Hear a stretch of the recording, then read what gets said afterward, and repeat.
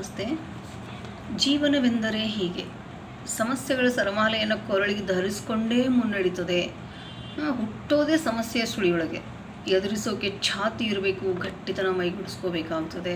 ಹೆದರಿದ್ರೆ ಒಂದಕ್ಕೆ ನೂರಾಗಿ ಹೆದರಿಸ್ತವೆ. ಎದುರಿಸಿ ನಿಂತರೆ ಒಂದೂ ಇಲ್ಲದಂತೆ ನಾಶವಾಗ್ತವೆ. ನಮ್ಮ ಜೀವನದ ಸ್ಥಿತಿಗತಿ ಎಲ್ಲ ನಮ್ಮ ಮನಸ್ಥಿತಿನೇ ಕಾರಣ. ಮನ ಏವ ಮನುಷ್ಯಾಣಂ ಬಂಧ ಮೋಕ್ಷ ಕಾರಣಂ. ಎಲ್ಲ ಬಂಧ ಮೋಕ್ಷಗಳಿಗೂ ಕೂಡ ಕಾರಣ ಈ ಮನಸ್ಸು. ಬದುಕಲೇಬೇಕು ಅಂತ ಛಲ ತೊಟ್ಟು ನಿಂತರೆ ಬೆಟ್ಟದಂಥ ಕಷ್ಟಗಳು ಮಂಜಿನಂತೆ ಕರಗ್ತವೆ. ಕುಗ್ಗಿ ಕುಸಿದರೆ ಕಾಲಡಿಯ ಮಣ್ಣು ಕುಸಿದು ಪಾತಾಳಕ್ಕೆ ಇಳಿದು ಬಿಡಬೇಕಾಗ್ತದೆ. ಸಂಕಲ್ಪ ಶಕ್ತಿ, ಇಚ್ಛಾಶಕ್ತಿ ಮುಂದೆ ಯಾವ ಶಕ್ತಿಯೂ ಇಲ್ಲ ರೀ. ಹಂಬಲ ಬಲವಾಗಿದ್ದರೆ ಸಿದ್ಧಿ ಬಲು ಬೇಗ ಒಲಿದು ಬರ್ತದೆ ಅನ್ನೋ ಮಾತಿದೆ. ನಂಬಿಕೆ ಅನ್ನುವಂಥ 3 ಅಕ್ಷರ ಪವಾಡವನ್ನೇ ಸೃಷ್ಟಿ ಮಾಡ್ತದೆ. ನಂಬಿಕೆಯೊಂದು ಎದೆಯೊಳಗಿದ್ದರೆ ಆತ್ಮಶಕ್ತಿ ವೃದ್ಧಿಯಾಗ್ತದೆ.